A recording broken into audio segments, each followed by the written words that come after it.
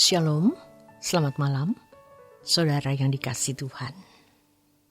Hati yang dipindahkan di kerajaan surga, itulah yang menjadi kerinduan kita bersama malam hari ini melalui renungan malam dari Pendeta Dr. Erastus Sabdono bersama saya Yohana Ibrahim.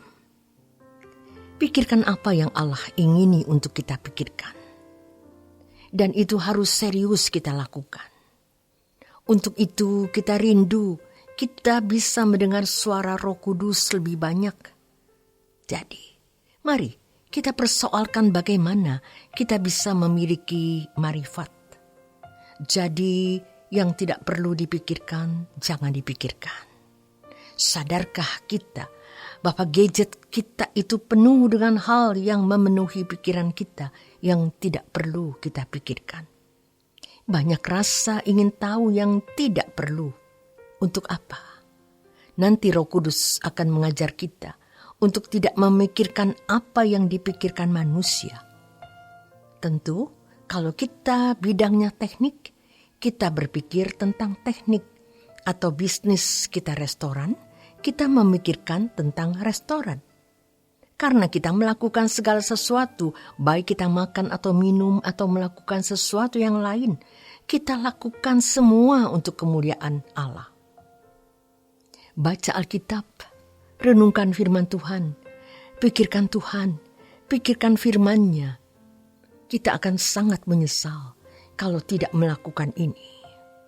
Begitu kita berada di ujung maut, sekarat, apalagi di hadapan Tuhan, kita tidak mengalami proses pertumbuhan iman yang berarti lagi. Waktu kita yang singkat jangan disia-siakan. Jangan sampai di hadapan tahta pengadilan Tuhan, ternyata hati kita belum dipindahkan dan tangan kita masih menggenggam banyak hal. Maka sedini mungkin kita harus melepaskan semua. Kalau hati ini kita pindahkan ke surga, kita bisa membuat wewangian setiap hari. Waktu kita berkata, haleluya, haleluya, dengan hati yang diangkat mencintai Tuhan.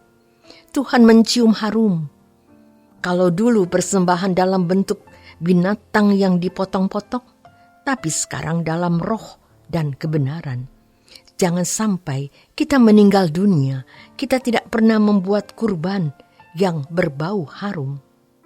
Ini adalah sebuah kehormatan, di mana kita bisa membuat persembahan yang berbau harum.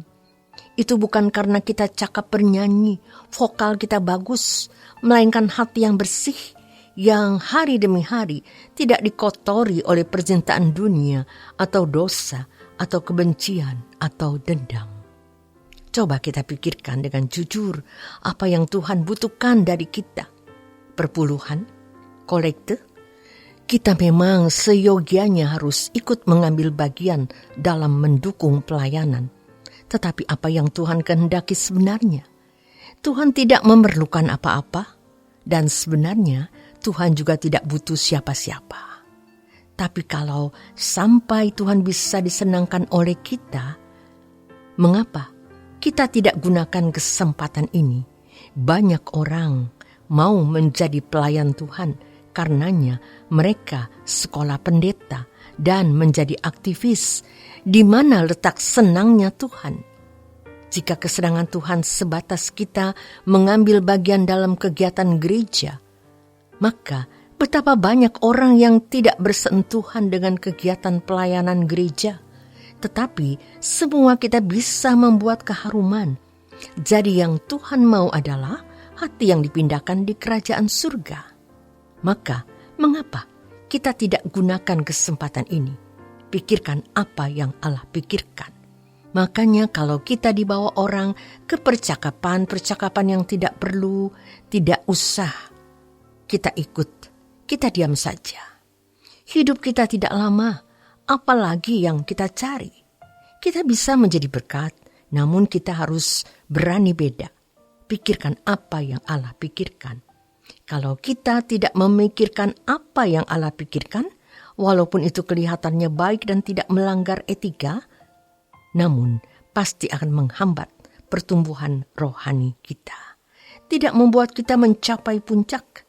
Kita bakar hati kita untuk mencintai dunia. Makanya kita tidak boleh terikat dengan hal-hal duniawi. Apa yang kita sudah memiliki, kita syukuri. Yang perlu, kita beli untuk satu kebutuhan. Silakan kita beli. Tapi kalau kita tidak perlu, tidak usah kita miliki. Kita harus bisa berdialog dengan Tuhan seterus-menerus. Oleh karenanya, mari kita belajar bagaimana pikiran kita harus bersih. Jangan dicemari oleh hal-hal yang tidak perlu. Menyangkal diri itu bukan hanya sikap menolak perbuatan dosa, melainkan segala sesuatu yang bisa mengganggu pertumbuhan kita untuk memiliki pikiran yang dibaharui agar kita bisa memindahkan di kerajaan surga. Penyangkalan diri ada dalam seluruh aspek hidup kita. Dalam Matius 16 ayat 25, Yang mulia Tuhan kita Yesus Kristus berkata, "Karena barang siapa mau menyelamatkan nyawanya, ia akan kehilangan nyawanya. Tetapi barang siapa kehilangan nyawanya karena aku, ia akan memperolehnya." Nyawa di sini dalam bahasa aslinya suke, jiwa. Jadi, kalau kita memikirkan apa yang Allah kehendaki, kita pikirkan. Kita seperti kehilangan nyawa. Kita benar-benar kehilangan kesenangan. Dan ini memang sesuatu yang tidak mudah. Jadi, menyangkal diri ini bukan hanya tindakan menolak perbuatan yang melanggar hukum, melainkan apapun yang tidak sesuai dengan pikiran Allah. Kita akan menjadi anak-anak Allah yang luar biasa. Pikirkan dan renungkan seakan-akan kita sudah ada di hadapan pengadilan Tuhan. Jikalau kita tidak mulai hari ini berbenah, kita akan menyesal nanti. Yang Tuhan mau adalah hati yang dipindahkan di kerajaan surga. Selamat malam, selamat beristirahat. Tuhan Yesus memberkati.